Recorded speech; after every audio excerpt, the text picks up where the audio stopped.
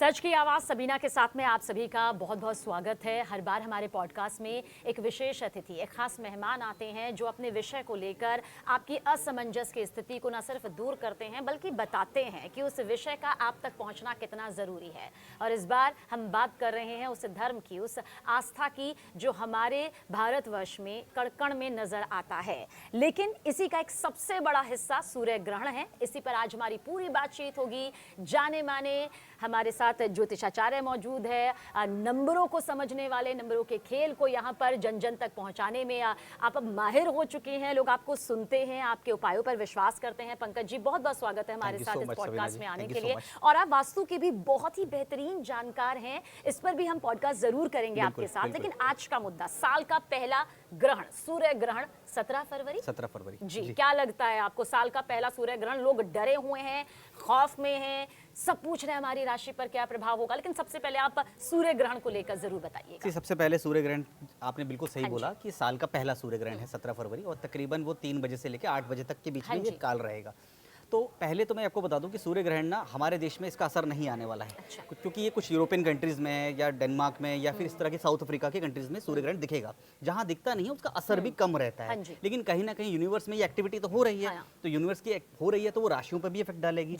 तो जो नियम होते हैं, जो सूतक काल के नियम होते हैं, वो फॉलो नहीं होंगे। कहीं ना कहीं थोड़े बहुत कर सकते हैं। अदरवाइज कुछ ही राशियां हैं जिन पर इफेक्ट करने वाला है। सभी राशियों पे कोई ऐसा नहीं होने वाला कि मतलब सभी लोग डर जाएं या फिर घर से ना निकलें, क्योंकि ऑफिस तो सबको आना है, क्योंकि वो वीकेंड पे तो नहीं हो रहा है, वीकडेज पे हो रहा है। तो चीज़ों का थोड़ा सा ध्यान रखना है, जिस पर हम बात कर लेते हैं कि कौन सी वो राशियाँ हैं जिनको सतर्क रहना है। जी, तो सबसे पहले हम साल के पहले सूर्य ग्रहण को लेकर उन राशियों का जिक्र करेंगे जिन्हें बहुत ज़्यादा आपको लगता है कि सावधान रहने की ज़रूरत है, और किसी भी तरह की कोई गलत इन राशियों के ज़रिए अपने कारोबार को लेकर, अपने प्रेम संबंधों को लेकर, अपने बाकी रिश्तों को लेकर बिल्कुल नहीं होनी चाहिए। सतर्क रहने वाली राशि बिल्कुल सतर्क है, क्योंकि सूर्य जो है ना कुंभ राशि में प्रवेश करेंगे तो सबसे ज़्यादा असर भी कुंभ राशि पे पड़ने वाला है। ठीक है, कुंभ राशि क्या है? शनि की राशि है। अब इस समय पे आपको ये ध्यान रखना है कि रिश्तेदार, रिलेशनशिप, परिवार से थोड़ी दूरी बना के ही रखें। या अगर नहीं, दूरी का मतलब है कि वो इमोशनल एस्पेक्ट्स में कहीं ना कहीं ऐसी बातें ना रख दें कि कहीं ना कहीं आपके झगड़े हो जाएं, और झगड़े इस कदर हो जाएं कि बहुत बड़ी दूरी ना बना लें। तो इस समय आपको अपने ध्यान, अपनी वाणी पे बहुत ज़्यादा ध्यान रखना है। रिलेशनशिप बहुत ज़्यादा इफेक्ट हो सकते हैं। कोई बड़े निर्णय ना लीजिए इस समय। कहीं ना कहीं आपको लग रहा है कि आपको लग रहा है कि दूसरा इंसान आपसे कुछ मनमुटाव करने की कोशिश भी कर रहा है, तो अवॉइड ही कीजिए। क्योंकि यहाँ पर कुंभ राशि के साथ सबसे ज़्यादा देखने को मिलेगा कि कहीं ना कहीं 100% आपका मनमुटाव ना आपके फैमिली मेंबर्स के साथ होगा, और या फिर रिश्तेदारों के साथ होगा, जो आगे चलकर बहुत बड़ा रूप ले लेगा। प्रॉपर्टी को लेकर बन सकता है, कहीं ना कहीं पैसों को लेकर बन सकता है। तो इन चीज़ों को ध्यान रखिएगा, क्योंकि मन आपका थोड़ा अशांत रहने वाला है। एंग्जाइटी आपको रहेगी। उस एंग्जाइटी और मन के ऐसे उसमें ना आप कहीं फ्लो में कुछ ऐसा निकल जाएगा आपके मन से, तो आप वो कमिटमेंट आप फिर पूरा नहीं कर पाएंगे। हो सकता है आपका इमोशनल मन ऐसा भी हो जाए कि आप सॉफ्ट बोलें या कुछ आप किसी की बातों में आ जाएं, तो कहीं ना कहीं वो कमिटमेंट आपने कर दिया तो फिर उसके बाद आपको ही लगेगा कि ये तो मैं पूरा भी नहीं कर सकता। तो इस टाइम में बेटर है कि शांत रहें, कम बोलें, और बिल्कुल एक अवस्था में रहें कि आज कम ही बोलना है, तो बेटर है। कुछ खास उपाय आप चाहेंगे कुंभ राशि के जातकों के बारे में बताना, ताकि सूर्य ग्रहण का जो ये प्रभाव आप बता रहे हैं उसे भले ही टाला ना जा सके, लेकिन उससे उसका सामना किया जा सके और उस परिस्थिति को अपने अनुकूल बनाया जा सके। सूतक काल के जो जनरल नियम है वो हम ये बता देते हैं कि उस समय जो है ना, जैसे कि मैंने बोला 3 बजे से लेकर 8 बजे तक का नियम है, तो उस समय वैसे भी कोई खाना नहीं बना रहा होता है। तो सूतक काल के जो नियम है वो ये कहते हैं कि उस समय आपको कोई पूजा पाठ या फिर आपने कोई विशेष पूजा नहीं रखनी है। इस तरह से आपको लग रहा है कि आपके घर में कोई ओकेजन आ गया है, शादी के आसपास का समय है, या फिर कुछ अपनी बच्चों का जन्म होता है, तो वो उस डेट को आप थोड़ा अवॉइड करें। नंबर 1, कोई बड़ी पूजा ना रख दें, उसको अवॉइड करें। उस समय खाना ना ही बनाएं तो बेटर है। वो एनर्जी ना करें, पॉजिटिव काम ना करें, जिससे आपको लगता है कि कुछ दिक्कतें आ सकती है। और अगर आपको खाना भी है तो उससे पहले ही आप ख़त्म कर लीजिए। और अगर खाना बनाना है तो उसमें आप जो तुलसी का पत्ता डाल दीजिए। आप कोई भी खाना व्यंजन बनाते हैं तो उसमें तुलसी का पत्ता डाल दीजिए। दूसरा है कि जो मैं आपको सबको जनरल नियम बता रहा हूँ, नॉट फॉर द कुंभ राशि ओनली, आपको लग रहा है तो आप नॉर्थ ईस्ट यानी ईशान कोण की एक डायरेक्शन होती है जो बहुत ही सात्विक है, उस समय आप कहीं, अगर आप घर में बैठे हैं, लेट से घर में ही हैं, तो आप उस डायरेक्शन में बैठकर मेडिटेशन कर सकते हैं। चाहे आपको मंत्रों का जाप आता है, नहीं आता है तो बहुत बढ़िया, ओम सूर्याय नमः का जाप कर सकते हैं तो बहुत बढ़िया, नहीं आता तो मेडिटेट कीजिए, शांत रहिए, कुछ मत बोलिए। ये बहुत बड़ा उपाय है, ये करके देखिए। सूर्य ग्रहण का प्रभाव कहा जाता है ज्योतिषी गणना के हिसाब से सिर्फ नकारात्मक ही नहीं होता, कुछ राशियों के लिए ये बहुत लकी भी साबित होता है, गोल्डन चांस के तौर पर आता है, बम्पर जो है पैसों की बरसात भी करता है। तो ऐसी सबसे लकी राशि आपको कौन सी नजर आ रही है जो आपको लग रहा है कि सूर्य ग्रहण साल का पहला ग्रहण, लेकिन इस राशि की बल्ले बल्ले? दो राशियां हैं, एक नहीं है, मिथुन और तुला राशि। मिथुन और तुला राशि ऐसी राशि है जिनका जो क्लैरिटी इनकी बहुत ज़्यादा बढ़ जाएगी। जो परेशानियां कुंभ राशि को होने वाली हैं उसका ऑपोजिट होने वाला है। इन लोगों को ऐसा लगने लगेगा कि सडनली मतलब ये समय है जब मुझे चीज़ें अच्छे से समझ आ रही हैं, मैं कुछ अच्छा काम कर सकता हूँ। बट फिर भी मैं आपको ये बता लूँ कि समय अच्छा रहेगा, लेकिन आपको वो शुभ काम नहीं करने हैं, चाहे वो आप कोई भी राशि वाले हो।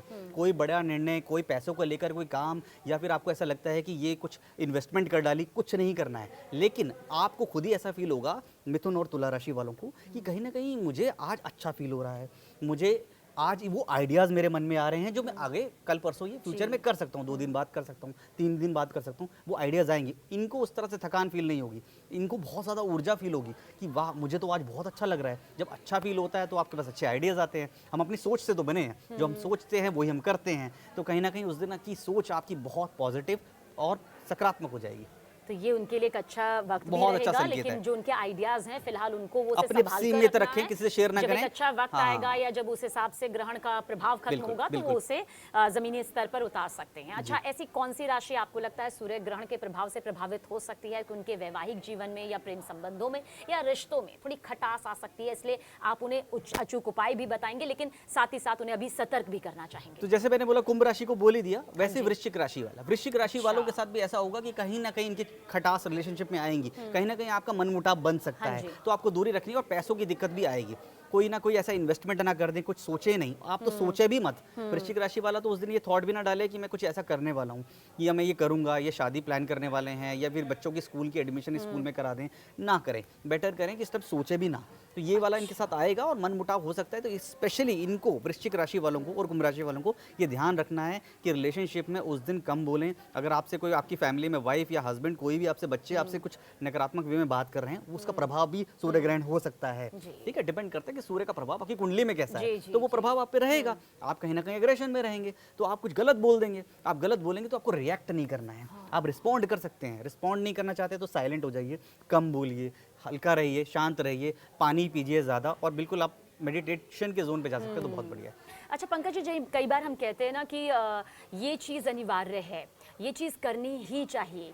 सूर्य ग्रहण के प्रभाव से आपको क्या लगता है, ऐसी कौन सी राशि है जो आप बताना चाहेंगे कि उन्हें दान पुण्य करना ही चाहिए? ये तो इनके लिए अनिवार्य है ही, बाकी फिर भी एक पल के लिए सोच सकते हैं अपनी रोजमर्रा की जिंदगी में, लेकिन मैं कहना चाहूंगा कि इस राशि को दान पुण्य की तरफ अग्रसर होना चाहिए और दान पुण्य कर कर ही ये सूर्य ग्रहण के प्रभाव को, उसकी नकारात्मकता को अपने से ही अपनों से दूर रख सकते हैं। कुछ खास सलाह? सिर्फ सिंह राशि वाले हैं, अगर वो दान पुण्य करते हैं, उस दिन ये सोच लेते हैं कि सूर्य ग्रहण के बाद कि मुझे ये अच्छे अच्छे दान करना है, यहाँ जहाँ पर अपनी फाइनेंशियल कैपेबिलिटी के हिसाब से, तो सिंह राशि वालों को बहुत ज़्यादा सुकून मिलेगा, बहुत ज़्यादा अच्छा प्रभाव उनके ऊपर पड़ेगा। ओवरऑल 2026 में भी इनको ऐसा लगेगा कि अगर मैंने ये दान पुण्य कर दिया तो वो रिलीव्ड फील करेंगे। वो बर्डन जो उनके मन में रहता है या शरीर में रहता है, कहीं ना कहीं वो प्रभाव जो है ना, वो तुरंत ही नलीफाई हो जाएगा, खत्म हो जाएगा। तो अगर आपने दान में बिलीव कर रहे हैं तो सूर्य राशि को, सिंह राशि को मैं ये बोलता हूँ, क्योंकि सूर्य से गमन करती है वो राशि, तो कहीं ना कहीं वो दान करेंगे तो उनके लिए बहुत बेहतरीन रहने वाला है। और दान किसी भी तरीके का हो सकता है, चाहे मंदिर में कर दें, या फिर आप किसी गरीब लोगों को खाना खिला दें, चाहे किसी तरीके का दान है, चाहे आप कुछ लोगों को किसी की तरह से हेल्प कर सकते हैं, छोटे लोगों को, कि भाई कुछ पैसों की हेल्प कर दे, किसी तरह की हेल्प करें, तो सूर्य सिंह राशि वालों के लिए बहुत ज़्यादा हेल्पफुल होने वाला है। सूर्य ग्रहण लगता है तो गर्भवती महिलाओं के मन में एक अलग ही बेचैनी आती है, उनके परिवार के मन में, चाहे हम कितने भी बदलते दौर में क्यों ना हो, लेकिन महिलाएं सूर्य ग्रहण या चंद्र ग्रहण के दौरान खूब सतर्कता बरतने में विश्वास रखती है, खासतौर से गर्भवती महिलाएं। गर्भवती महिलाओं के लिए पंकज जी आप क्या कहना चाहेंगे, वो खास बातें जो आपको लगता है भले ही सूतक काल नहीं लग रहा, यहाँ ग्रहण नहीं लग रहा, लेकिन उन्हें ये अपनानी चाहिए अपने लिए, अपने होने वाले बच्चे के लिए? देखिए, मैं और लोगों को तो नहीं बोलता कि सूतक काल का पूरा आप नियम फॉलो करें, लेकिन स्पेशली आपने बहुत अच्छी बात कही कि गर्भवती महिलाएं, क्योंकि ये जो पल है, ये बहुत इंपॉर्टेंट पल है ना, प्रीशियस पल है। इस चीज़ों पे आप वो गलती से गलती नहीं कर सकते, कोई ना कोई ना, तो कहीं ना कहीं आपको ये ध्यान रखना है कि अगर आप ये सूतक काल का नियम, थोड़ा बहुत नियम ये पालन कर सकते हैं, अगर उस दिन आप छुट्टी लेके घर में रह सकते हैं, अवॉइड कर सकते हैं बाहर जाना, तो स्पेशली प्रेग्नेंट वुमेंस को तो वो ध्यान रखें, गर्भवती महिलाएं घर में ही रहें तो बेटर है। इन चीज़ों को अवॉइड करें कि आज बहुत मजबूरी हो जाए, हेल्थ इश्यूज़ हैं, तो सूतक काल का नियम किन पर लागू नहीं होता। स्पेशली कौन होते हैं, जो बच्चे होते हैं या फिर बुजुर्ग लोग हैं जिनकी हेल्थ इश्यूज हैं, तो वहाँ नियम तोड़े जा सकते हैं ना, कि उनको खाना भी खाना है, उनको मंदिर, उनको हॉस्पिटल भी जाना है, वहाँ टूट सकते हैं। या फिर आप डॉक्टर हैं, आपकी रिस्पॉन्सिबिलिटी ऐसी है ना, आपकी रिस्पॉन्सिबिलिटी पहले जनता की तरफ है, तो कहीं हो सकता है कि डॉक्टर ही खुद ही गर्भवती हो, तो वहाँ चल जाएगा। लेकिन अगर आपको लगता है कि आप नियम पालन कर सकते हैं तो कोशिश कीजिए उस दिन घर से ना ही निकले तो बेटर है, और स्पेशली उस ड्यूरेशन में। हाँ जी, वैसे तो पंकज जी भले ही सूर्य ग्रहण लग नहीं रहा, लेकिन जब लगता है, कोई भी ग्रहण पूर्ण रूप से लगता है, उस दौरान गर्भवती महिला को कौन कौन से नियमों का पालन करना चाहिए? क्योंकि हमने बहुत सुना है धर्म के जानकारों से कि कैंची नहीं चलानी चाहिए, चाकू से कुछ काटना नहीं चाहिए, बालों को बांधना नहीं चाहिए। ऐसे कोई उपाय जो आप चाहेंगे कि हमारी गर्भवती महिलाओं तक ये सही जानकारी पहुँचे? देखिए, सबसे पहले जो उनको नियम क्या करना है, पहले तो जो आप रिचुअल फॉलो करते हैं, जैसे कि पूजा पाठ करते हैं, उस दिन आप पूजा पाठ ना करें। सबसे पहले तो पूजा पाठ उस दिन वर्जित है, तो पूजा पाठ ना करें। बाकी कोई ऐसा नियम नहीं है कि इस दिन आप ये नियम कर लें, कुछ नहीं। आप अपना पूजा पाठ को उस दिन अवॉइड कीजिए, आप मेडिटेशन कीजिए। ज़बरदस्ती के कोई नियम करने से कुछ नहीं होने वाला कि आप ये नियम कर लें। अगर आप घर में ही हैं, सूतक काल नहीं लग रहा है, सबसे पहले तो सबसे पहले पॉजिटिव, हमें डराने के लिए नहीं बैठे। हमें लगता है कि हम लोगों को डरा रहे हैं कि ऐसा आने वाला है तो आप घर में रहिए।